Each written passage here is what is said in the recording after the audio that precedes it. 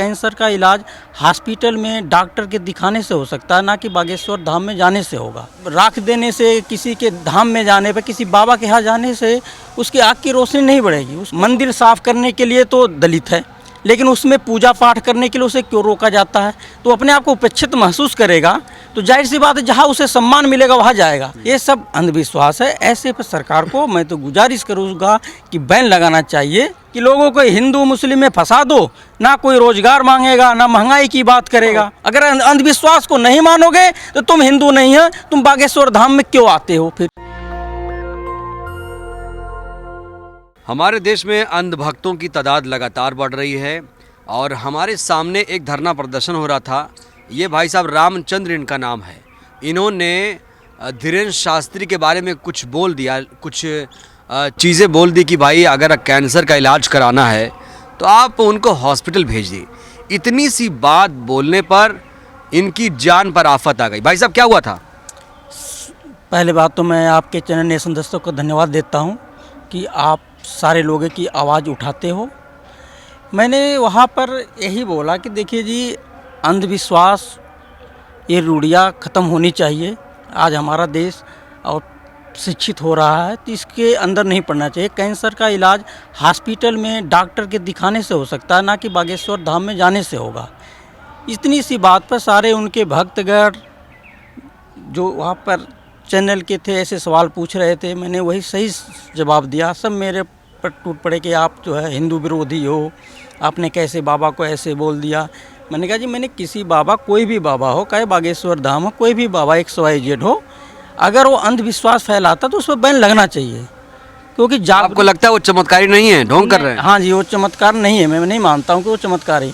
आप ही बताइए, एक किसी के आँख की रोशनी अगर कम हो गई है तो किसी के राख देने से, किसी के धाम में जाने पर, किसी बाबा के यहाँ जाने से उसकी आँख की रोशनी नहीं बढ़ेगी। उसको तो हमें सलाह ये देनी चाहिए कि भाई आप आँख के डॉक्टर को चेक कराओ और जो आपको बताता है चश्मा लगाने के लिए, जो आपको प्रकाश बताता है उस पर आप ध्यान दीजिए, तभी आपको रोशनी आएगी। आप एक हिंदू हैं, आपको भी टारगेट किया गया?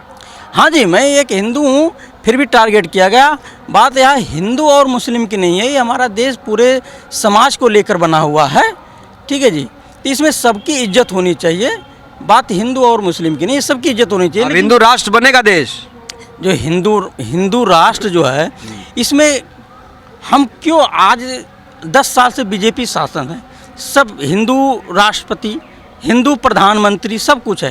कौन रोक रहा है बनाने के लिए? बनाइए ना। बात ये नहीं है, बात है कि असल मुद्दों पर जो बात नहीं हो रही है। आज हमारी युवा पढ़कर बेरोजगारी। नहीं, आप चाहते हैं हिंदू राष्ट्र बन जाए? कोई नहीं, हमारा देश भारत, इसमें सबका है ना, हिंदू मुस्लिम सिख से सबको सम्मान मिलना चाहिए। सम्मान तो मिल रहा है। हाँ जी, तो फिर इसमें क्या दिक्कत है? इसमें मिल रहा है सम्मान। हाँ जी, भारत हमारा आर्यवर्त जो कहा जाता है, जिसको ऐसे कहा जाता है, हिंदू की आबादी ज़्यादा है, सबका सम्मान होना चाहिए यहाँ पर। दलित बोल रहे हैं वो हिंदू नहीं है? हाँ जी, दलित बोलता है वो हिंदू में नहीं है, उसे सम्मान नहीं मिल पा रहा है। दलित को देखिए, दलित वो बात जो कह रहा है ना, वो सही कह रहा है। उसको उपेक्षित किया जाता है समाज में, उसको उपेक्षित किया जाता है। यही सरवण हो, कोई भी ब्राह्मण हो, कोई भी, उसको मंदिर साफ करने के लिए तो दलित है, लेकिन उसमें पूजा पाठ करने के लिए उसे क्यों रोका जाता है? तो अपने आप को उपेक्षित महसूस करेगा तो जाहिर सी बात है जहाँ उसे सम्मान मिलेगा वहाँ जाएगा। तो हमें समझना चाहिए, किसी भी कास्ट हो उसके सम्मान रखना चाहिए। जिसमें विश्वास रखता है उसको विश्वास को कायम बनाना रखना चाहिए, ना कि उस पर रोक लगाना चाहिए। तो यानी एक हिंदू भी इन लोगों को नहीं बता सकता कि सही गलत क्या है? हाँ, नहीं बता सकता, एक हिंदू भी नहीं बता सकता। ये तो सिर्फ एक भ्रामक प्रचार है जो देश में नफरत का माहौल फैलाने का है कि हिंदू मुस्लिम आपस में लड़ें। ये अपनी दुकानें चला रहे हैं और ऐसा, इससे सिवा और कुछ भी नहीं है। चौहान के भी आए हैं? हाँ जी, चौहान के भी आए आज। सुदर्शन टीवी देखिए, कोई भी चैनल हो, एक समाज में जो सरकार चलती, विपक्ष से कोई सवाल नहीं पूछेगा, जो सत्ता में है उसी से पूछेगा। सुदर्शन टीवी को ये मुद्दा उठाना चाहिए कि आज बेरोजगारी कहाँ पर है, पढ़े युवा भटक रहे, उनको रोजगार नहीं है। ठीक है, अगर वो एक विपक्ष से सवाल पूछेंगे, सत्ता में रहने के सवाल नहीं पूछेंगे, तो जाहिर सी बात है ऐसे चैनल की क्या ज़रूरत है। आज चैनल जो है सारे बड़े बड़े चैनल हैं, राष्ट्रवादी चैनल है। ऐसे राष्ट्रवादी चैनल को हम तो नहीं मानते जो हमारे जनता के मुद्दों को ही बात न करे, सिर्फ एक पार्टी का गुणगान गाती रहे। ठीक है जी। जब हमारे देश में आज बेरोजगारी कहाँ पर है, सबसे ज़्यादा बेरोजगारी हो गई, इस पर कोई चर्चा नहीं है। सबसे बड़े सनातनी बताते हैं सुरेश चौहान के सुदर्शन टीवी वाले। देखिए, सनातनी बताने से नहीं होता, कोई भी किसी भी सनातन धर्म का हो उससे हमें से मतलब नहीं है। मेन बात हो जनता की क्या आवाज़ उठाता है, जनता की आवाज़ उसे उठानी चाहिए, ना कि जो है वो एक सनातन का धीरेन्द्र शास्त्री भी सच्चे सनातनी हैं। सर सनातनी सब है, सबको अपने जिसको मानना जहाँ जाए उस माने, लेकिन मेरे कहने का मतलब एक पब्लिक का मुद्दा अब आप क्यों गए थे उनके बीच में दखल देने? नहीं, मैं मानने दीजिए उनको। मैं पब्लिक को ये कहने गया था कि आप अंधविश्वास में मत पड़िए, आप जो है अपना जो भी दिक्कतें है उसका सही समाधान। क्या अंधविश्वास फैला रहे हैं बताइए? अंधविश्वास बताइए, बड़ी बड़ी बीमारियों के कहते हैं कि जो हमारे यहाँ आओ हम ठीक हो जाएंगे, वहाँ लेटते हुए जाते हैं, भविष्यवाणी जैसी कहते हैं कि ये चीज़ें तुम्हारे घर में हो रही है, कैसे ये पता है? ये सब अंधविश्वास है। ऐसे पर सरकार को मैं तो गुजारिश करूँगा कि बैन लगाना चाहिए इस तरह के। आपको लगता है बैन लगेगा? लेकिन बैन कहाँ से लगेगा जब सरकार ही उनसे मिली हुई है, तो बैन कहाँ से लगाएगी? सरकार की पूरी दुकान ही जो है, बीजेपी की तो पूरी दुकान ही उसी पर चलती है। पूरा प्रोपेगेंडा उन्होंने फैला रखा ताकि कोई रोजगार की न बात करे, ना महंगाई की बात इसलिए कर रहे हैं कि रोजगार महंगाई सब छुपा दिया। हाँ, सब छुपा दिया जाए। मेन बात मुद्दा वही है कि लोगों को हिंदू मुस्लिम में फंसा दो, ना कोई रोजगार मांगेगा ना महंगाई की बात करेगा, तो ये गलत है ना।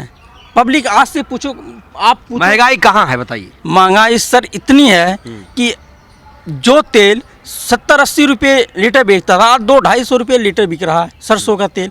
वो गरीब आदमी से पूछो जो 150-200-250 रुपये कमाता है, उसका खर्चा कैसे चलता है? इस मुद्दे पर मीडिया को भी बात करनी चाहिए, लेकिन मीडिया शाम को बैठ जाते हैं चैनल पर हिंदू मुस्लिम, इसलिए टीवी क्या कोई देखेगा? टीवी देख रहे हैं कि नहीं? नहीं, मैं तो बंद कर दिया जब से रवीश कुमार जो है इस्तीफा दिए एनडीटीवी से। एक अच्छा पत्रकार जो आम पब्लिक की बात उठाता था, ऐसे पर ये सरकार जो है अंकुश लगा कर हटवा दी, उस चैनल को बिकवा दिए।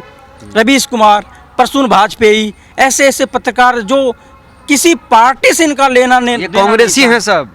हाँ जी, ये कांग्रेसी हैं सब। ये तो बोलेंगे वो आम जनता के पत्रकार थे जो देश की बात उठाते थे कि महंगाई कहाँ है, बेरोजगारी कहाँ है।